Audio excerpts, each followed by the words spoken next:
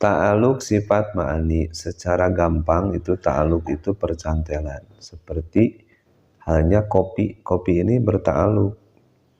Berta'aluknya pada pabrik dan pada pembuat. Jadi ini ta'aluk pada pabrik. Kalau tidak ada pabrik, kalau tidak ada pembuat, ya tidak ada tarotub, tertib ta'aluknya. Kemudian kopi ini juga ta'aluk, mempunyai fungsi, mempunyai ifadah, yaitu fungsinya ketika kita minum secara adat ya, secara adat ayaku aya ayaku wuku aya, ketika kita minum maka akan segar, seger, hilang kantuk. Kemudian juga ada ta'aluk ta'diyah, sasaran objeknya. Untuk siapa ini? Untuk yang suka, untuk yang sehat, tidak mempunyai penyakit jantung, tidak mempunyai lambung. Sifat mani itu ada 7. Kudrat, irodat, ilmu, hayat, sama basor, kalam. Semuanya itu mempunyai ta'aluk kecuali sifat hayat. Semuanya itu mempunyai ta'aluk. Ada tarotubnya kudrat mempunyai ta'aluk, tarotub ibadah tadiyah. Irodat mempunyai ta'aluk, tarotub ibadah tadiyah. Ilmu mempunyai ta'aluk, tarotub ibadah tadiyah. Semuanya kecuali sifat hayat. Sifat hayat tidak mempunyai ta'aluk ta'diyah.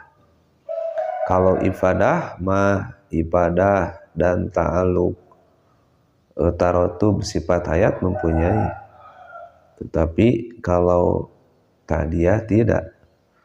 Hayat tidak berta'aluk pada perkara, tapi semua perkara ta'aluk pada sifat hayat. Pertama, ta'aluk sifat kudrat. Ta'aluk sifat kudrat, ta'aluk tarotubnya ada 3. Suluhi qadim, tanjizi hadis, qabdoh. Suluhi qadim, tanjizi hadis, qabdoh. Apa ta'aluk sifat kudrat pada suluhi qadim?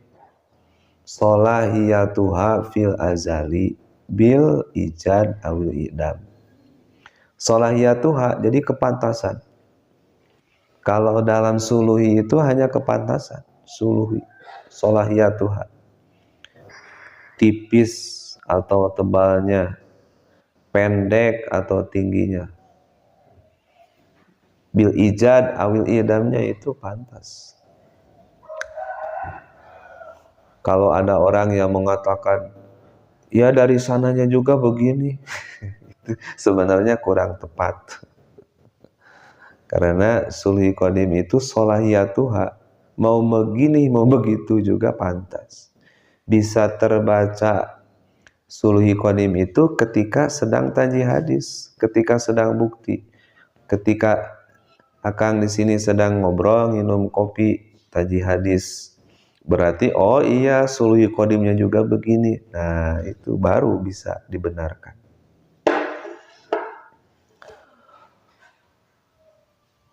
Kedua, ta'aluk sifat kudrat itu tanjizi hadis. Nah, tanjizi hadis ini sekarang.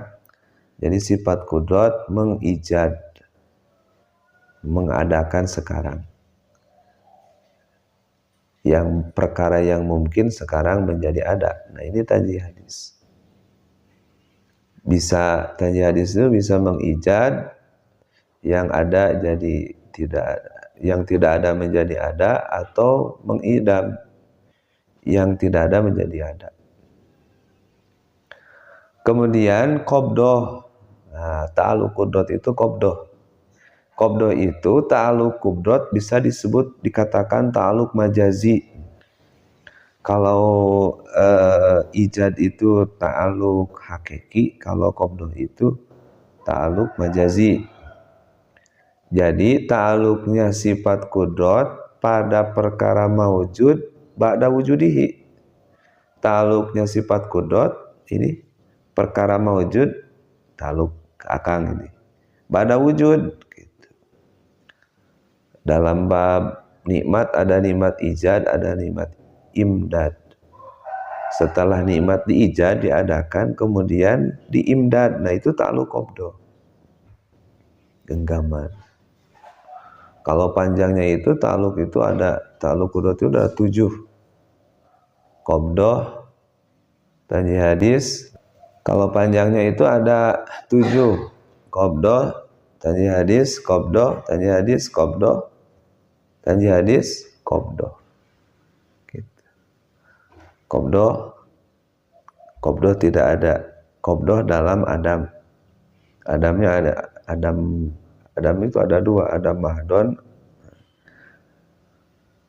Adam di tanjih hadis jadi ada, kemudian qabdah dalam ada, kemudian tanjih hadis di idam, kemudian qabdah dalam idam, dan seterusnya. Kemudian yang kedua, ta'aluk qudrat itu ta'aluk ifadah. Ifadahnya itu fungsi untuk ijad atau idam, mengadakan atau mengtidakadakan. Fungsinya qudrat itu mengijad, mengidam. Nah, yang ketiga ta'aluk sasaran atau ta'diyah. Sasaran ta'aluknya itu kepada siapa?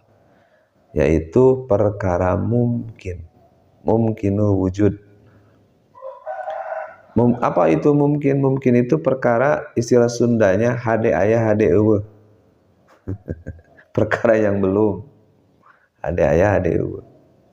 Mungkin itu ada 5, ada mungkin Adam pada wujud, ada mungkin wujud pada Adam, ada mungkin sayujadu, ada mungkin alimallahu annahu la yujadu,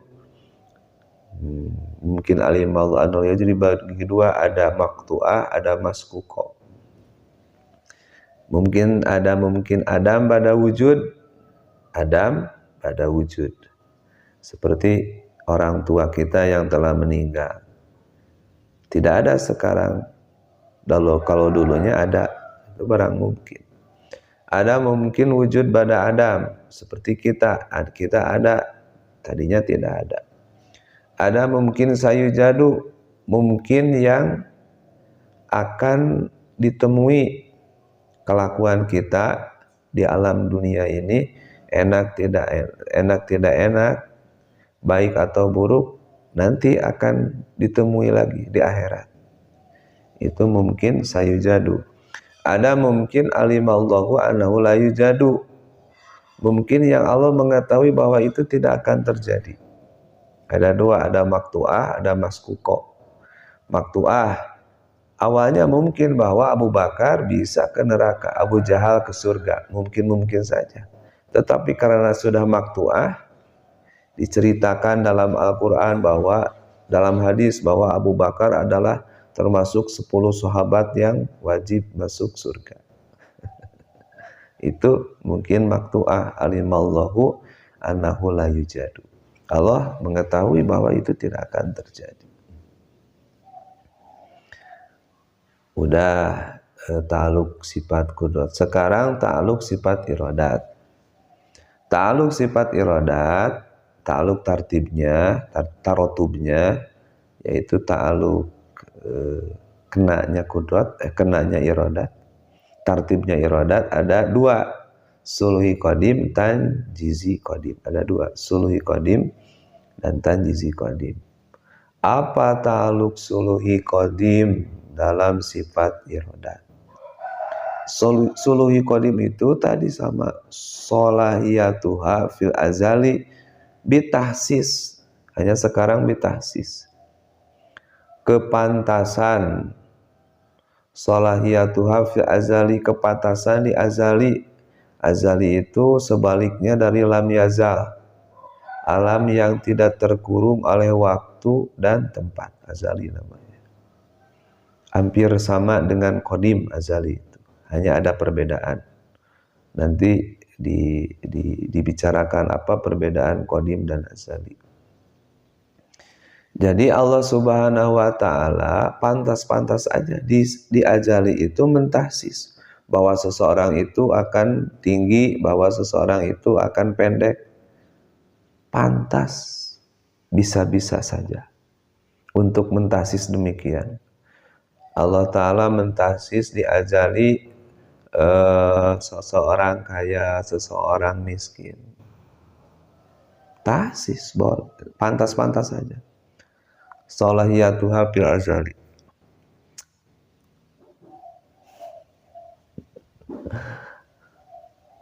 Kedua, iradat itu tanjizi qadim. Tanjizi qadim. Apa itu tanjizi qadim? Tanjizi meluluskan qadim ya qadim. Tanjizi qadim itu adalah tahsisullahi ta'ala asyai'a bisifati alati huwa alaiha. Tahsisullahi ta'ala asyai'a. Allah mentahsis perkara. Seperti Allah mentahsis akang nih, akang ditahsis. Bisifati alati wa alaiha, ditahsisnya dengan satu sifat. Contoh dengan ilmu. Dengan sifat ilmu. Alati wa alaiha, yang akang itu mendapati ilmu tersebut. Akangnya itu tanjizi hadis, karena baru ini barang mungkin kan, mungkin wujud pada Adam. Tadinya tidak ada, sekarang ada. Tapi ilmunya itu ilmu qadim. Mentahsis, ada ilmu qadim. Kita tidak bisa mengaku tidak ada ilmu yang baru. Semuanya ilmu qadim. Tahsisullahi ta'ala asyai'a, mentahsis perkara. Bisifati, dengan satu sifat. Allati huwa alaiha, yang sifatnya itu ada dalam yang perkara itu ada dalam sifat tersebut.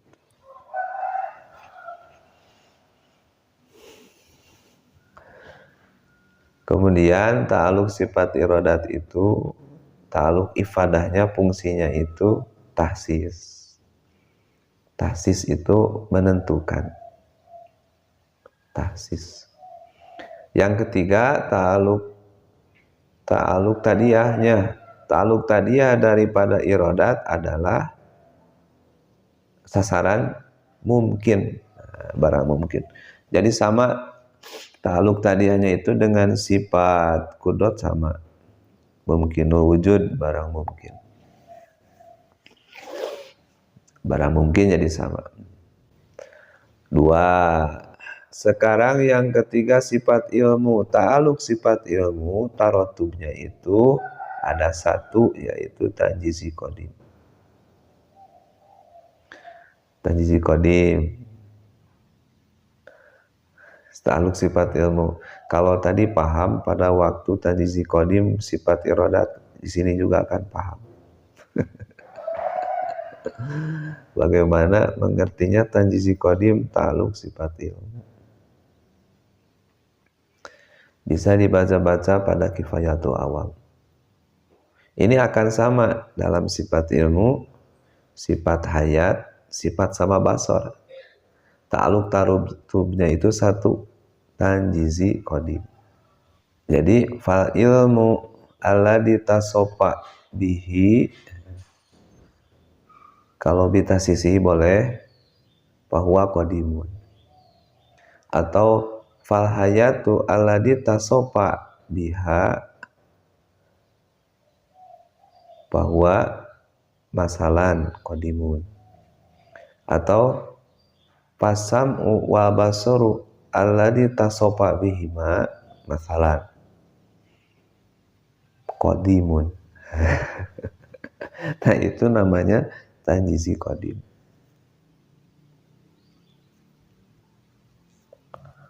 Karena tidak ada ilmu baru, tidak ada ilmu baru, tidak ada sama basar.